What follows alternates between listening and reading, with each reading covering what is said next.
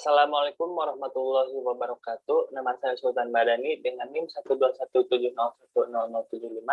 Di sini saya akan menjelaskan hasil dari PowerPoint yang kami buat. Pada soal pertama.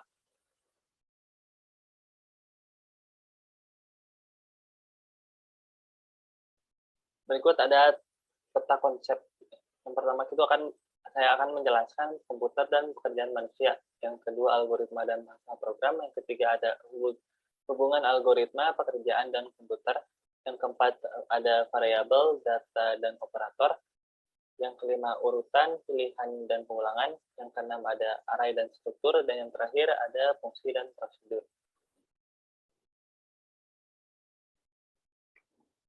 Komputer dan pekerjaan manusia. Pekerjaan adalah aktivitas yang mempunyai tujuan atau suatu kegiatan yang dikerjakan atau sesuatu yang ditugaskan. Komputer adalah alat yang diciptakan manusia yang dapat membantu kegiatan manusia di berbagai bidang. Nah, di era informasi ini, peran komputer tidak dapat dipisahkan dari aktivitas manusia. Segala informasi diambil, diolah, disimpan, dan didistribusikan dengan menggunakan komputer. Semakin modern kehidupan, semakin banyak data perhitungan yang dilakukan. Kegiatan ini tentunya tidak lagi bisa dilakukan dengan manual atau kalkulator. Selanjutnya ada algoritma dan bahasa program. Untuk menjalankan komputer diperlukan program khusus. Program ini dibuat khusus dengan menggunakan langkah-langkah tertentu. Nah, langkah-langkah ini disebut algoritma. Algoritma itu sendiri ialah kumpulan langkah-langkah dalam menyelesaikan suatu pekerjaan. Langkah-langkah ini tidak langsung dimengerti oleh komputer karena bahasa yang dimengerti oleh komputer adalah bahasa mesin. Nah, maka dibuatlah bahasa perantara untuk menerjemahkan dalam bahasa mesin, yaitu bahasa program.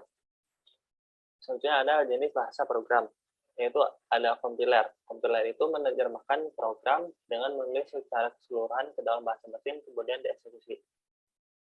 Lalu ada interpreter, menerjemahkan perintah dalam program baris demi baris, yaitu satu baris perintah dibaca kemudian diterjemahkan ke bahasa mesin dan dieksekusi.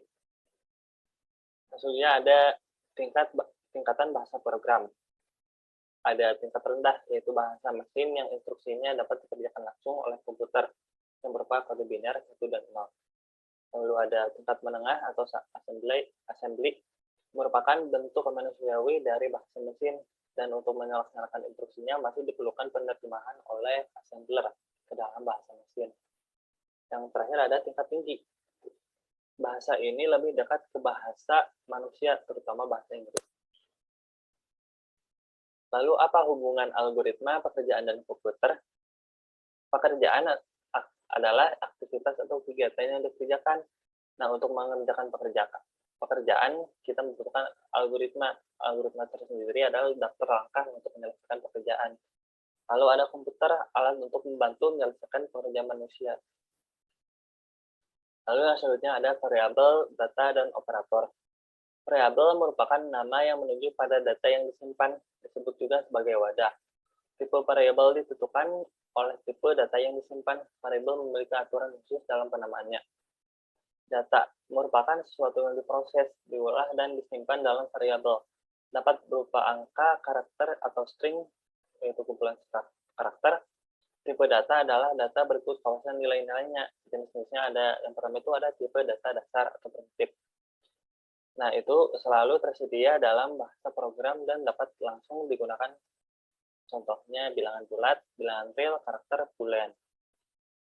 Lalu ada tipe data bentukan. Dibuat khusus oleh programmer, contohnya array, string, dan struktur. Lalu apa itu proses? Proses adalah sesuatu yang menggunakan alat. Alat yang digunakan untuk memproses adalah operator. Operator ada operator matematika, operator perbandingan, dan operator logika. Namun, sebagian besar algoritma menggunakan operator matematika. Operator matematika adalah perkalian, penjumlahan, pengurangan, pembagian, modulo, dan lain-lain. Lalu yang selanjutnya ada urutan, pilihan, dan pengulangan.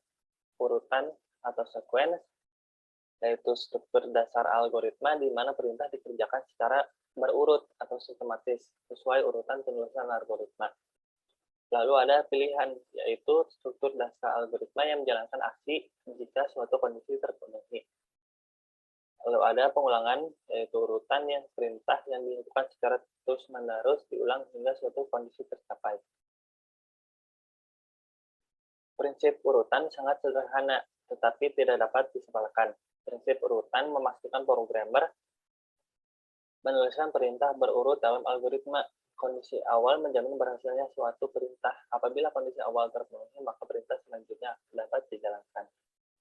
Hal-hal yang harus diperhatikan dalam membuat perintah pilihan.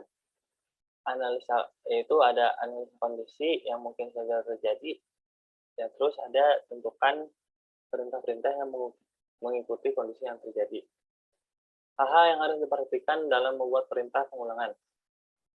Kondisi pengulangan harus berjalan untuk berarti perintah-perintah yang diberikan yaitu while do, repeat until, dan for do.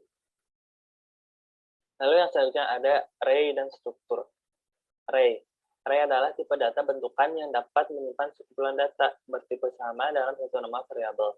Array memiliki elemen yang dapat dipanggil melalui nama dan indeksnya. Nah, indeks array dapat mulai dari 0 atau 1. Tergantung bahasa program yang digunakan. Lalu struktur.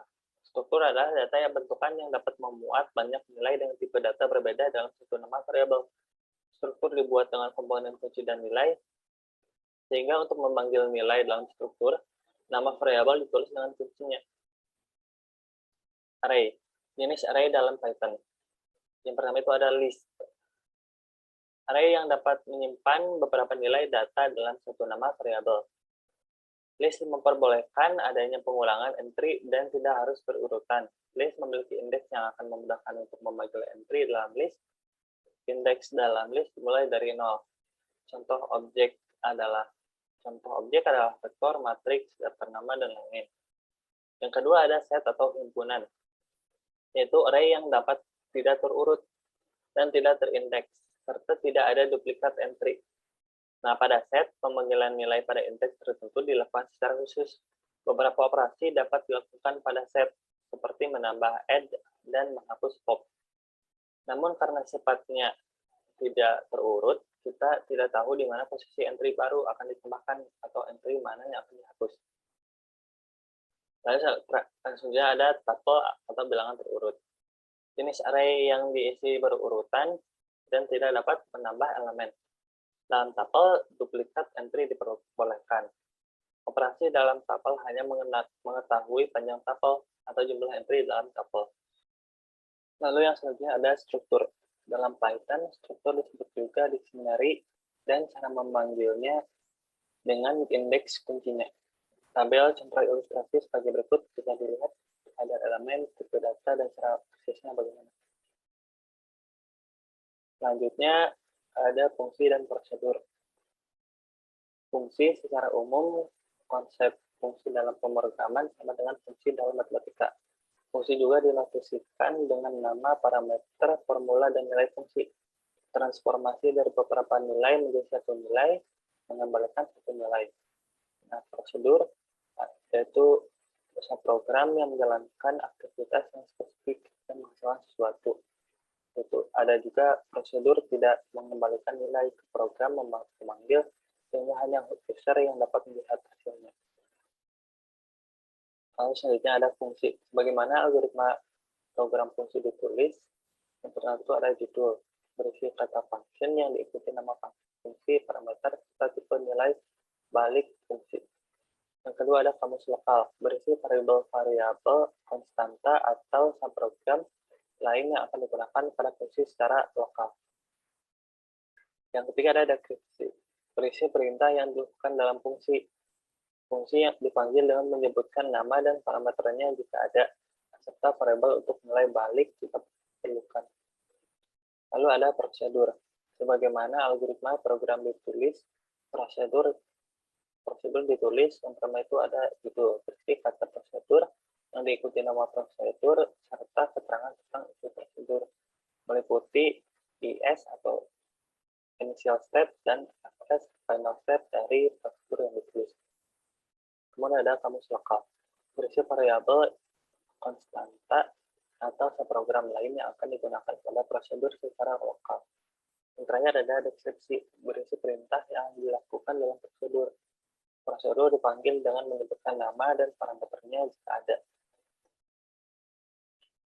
Mungkin cukup sekian yang dapat saya sampaikan pada PowerPoint yang pertama.